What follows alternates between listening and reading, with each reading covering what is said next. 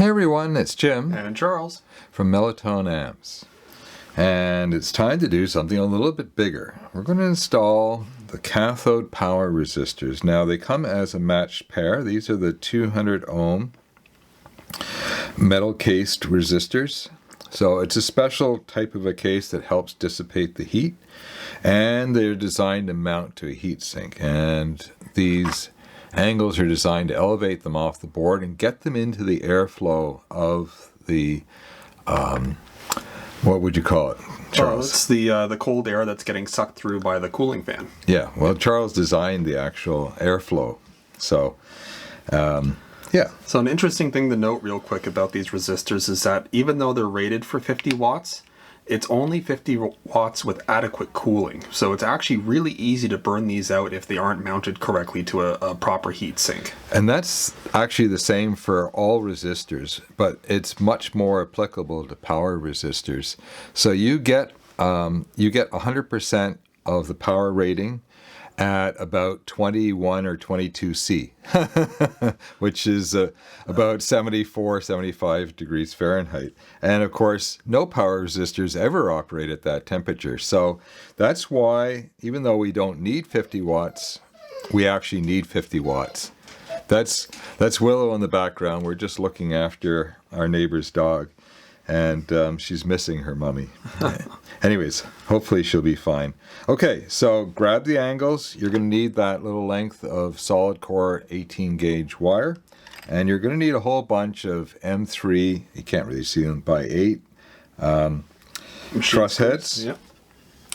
and a bunch of these really nice M3 nuts that have sort of a built-in washer and even a lock on them. Okay, so I'll see you back in a second and we'll get rolling. Okay, so these go together really quite easily. So go ahead and just drop a machine screw in like this. And then let's get another one going so it stays in place. And just put your fingers on them and just get the nuts started. Now you're going to need a 7/32 or 5mm socket, and just get it on loosely.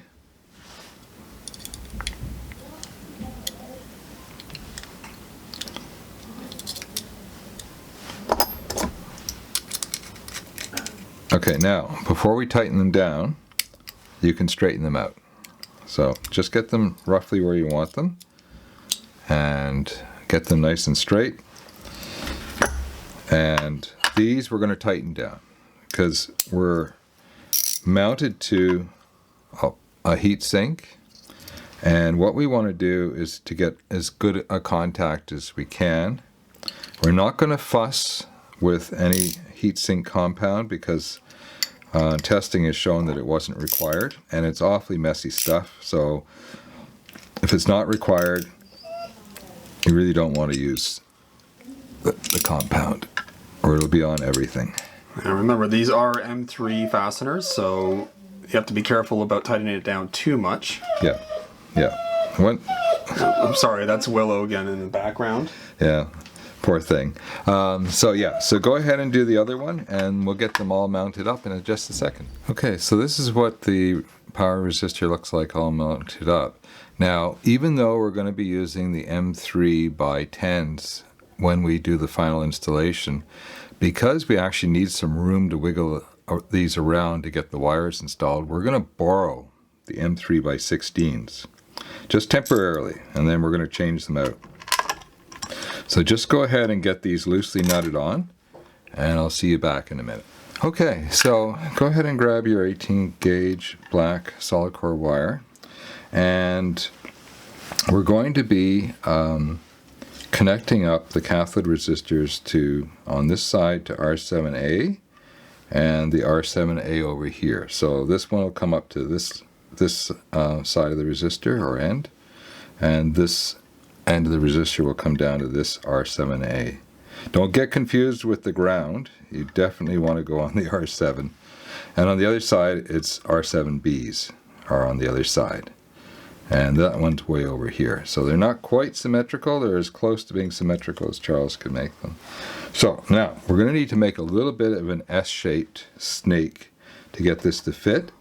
So, and we're just going to do it by hand. So just go ahead and fit it and make it an adjustment, and we're going to make it just a little bit longer than we think we need so that we have room for the leads after we strip it. And I'm going to do one with you, start to finish, and then you should be good. So you never want to cut with your stripper too tight. So start off on perhaps a setting you think is a little bit loose and see if it'll work. And if it doesn't, then go one more tighter. That way you won't nick or muck up your wire. Now we know the setting that's correct.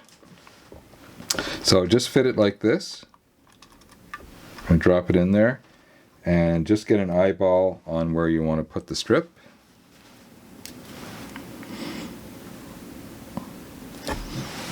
It looks harder than it is.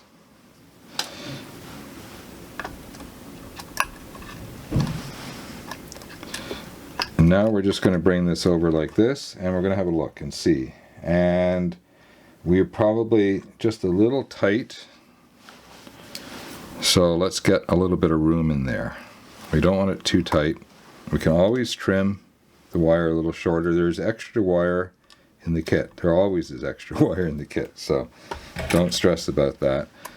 Now, the easiest thing to do is to fit them both and then adjust this so that you can drop them on. But we're just going to do one together, and then we'll drop in a minute, and I'll show you what mine looks like. So you just loosened off the nut that's there, and that lets you lift it up and kind of drop it in place. So I'm going to tighten those nuts back up just loosely, just so long as it's not slopping around too much. Finger tight's all you need. Okay, and we've got our iron set for 370. That should be pretty good, I think, for this job. And what's that in Fahrenheit? Well, 370 is 700 Fahrenheit, dead nuts.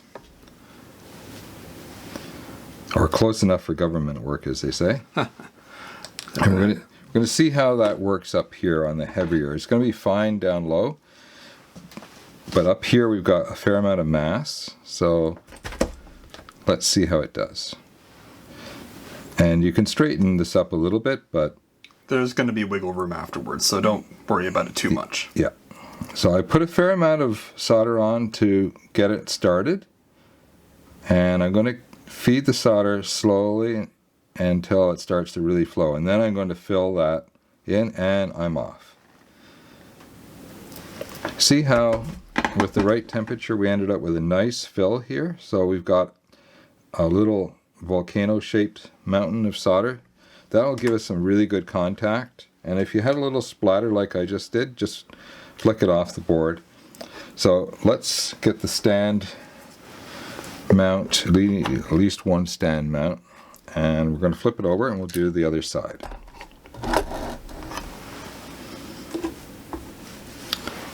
We just need the tiniest little drop of solder.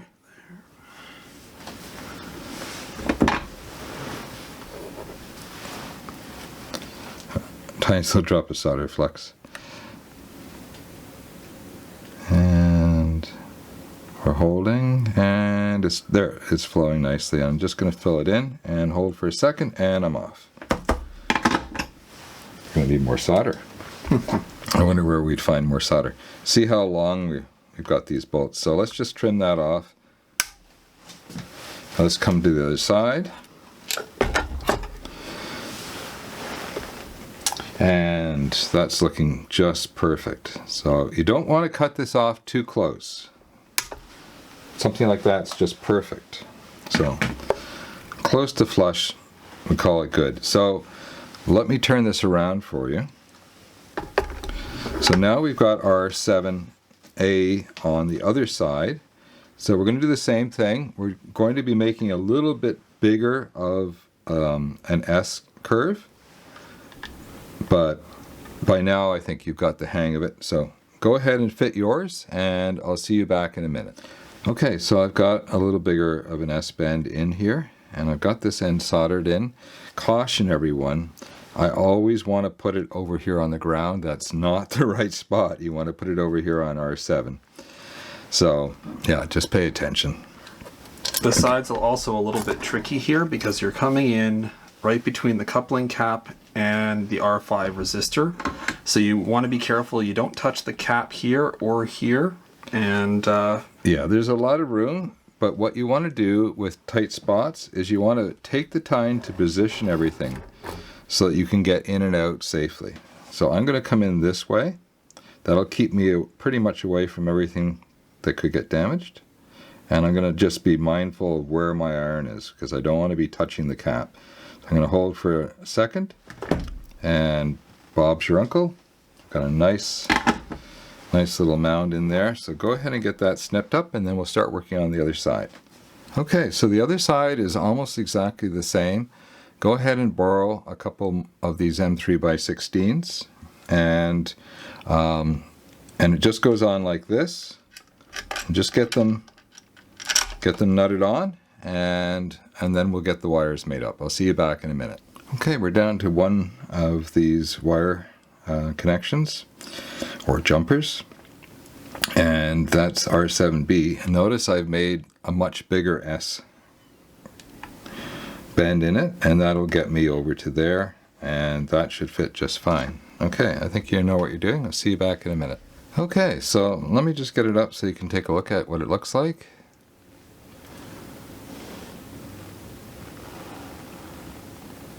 And now we're just going to swap out our borrowed screws. There's nothing to it. Go ahead and grab 4 of the M3x10 truss heads and just swap them out. When you bolt everything on, just go ahead and spend a minute and neaten eyes. You can just straighten up your angles just a little bit so that they look nice and neat, and tighten them down. Okay, see you back. Okay, so I've got the machine screws swapped out and everything is tightened down, and I did a quick inspection to make sure I've got the R7s all connected up with the wire. Okay, well done everyone. What's next?